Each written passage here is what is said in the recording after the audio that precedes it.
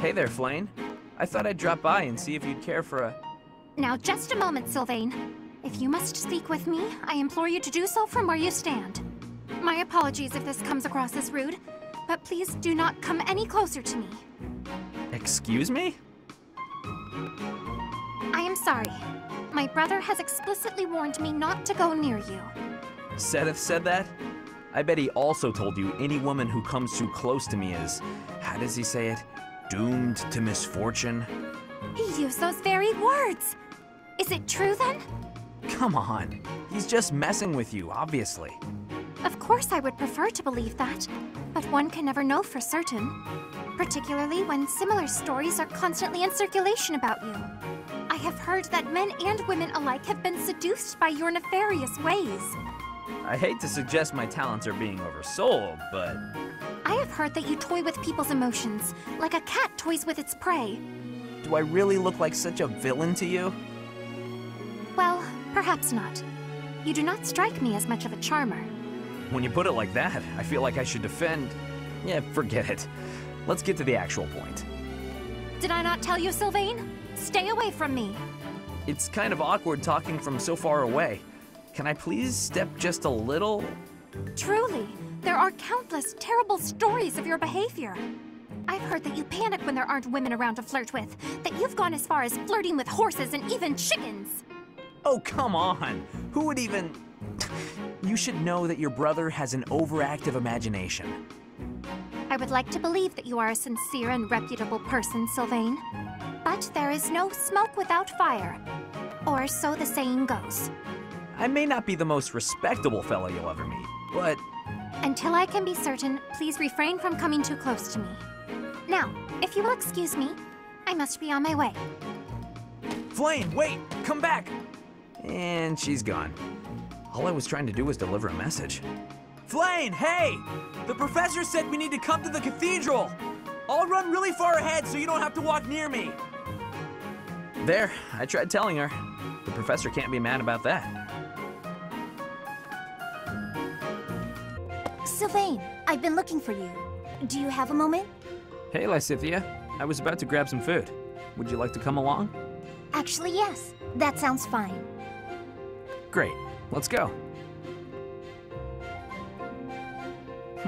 The dining hall isn't exactly relaxing, is it?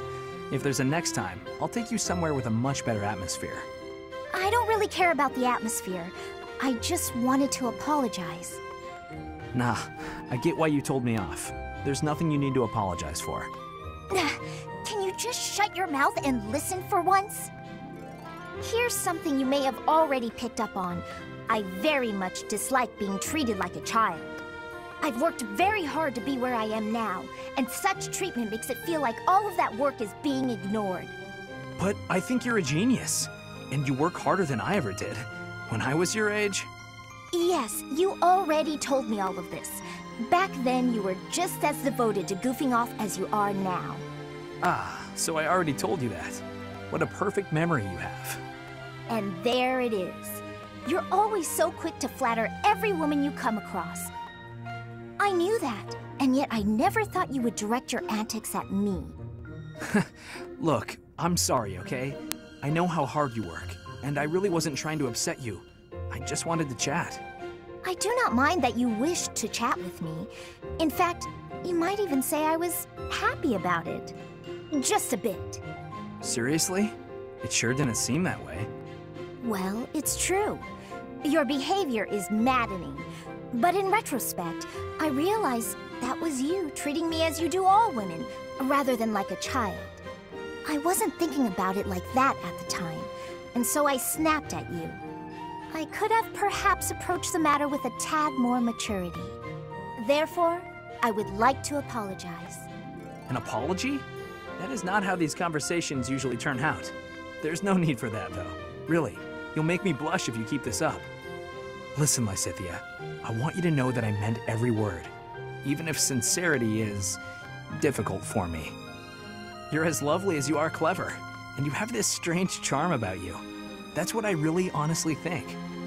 There you go again with your false flattery. I swear to you, it isn't false at all. And it's not flattery if it's the truth. Say what you will, you're still gonna have to earn my trust. Just this once, I'll cut you some slack. Don't get used to it. It's not like I can change who you are as a person. Sweet and tolerant. You never cease to amaze. I'll leave you with this. Don't say things you don't mean. It makes it impossible to tell the lies from the truth. Don't come crying to me if you carry on as you have and end up with no friends. I have to say, Lysithea, your harshness is one of those things I find so charming about you. You are exhausting. I guess the positivity is okay, though. Hilda, lovely as ever. I swear, when you're around, the sun shines brighter and everything sparkles. Sylvain, you're looking superb as always. Thank you. Are you going out today?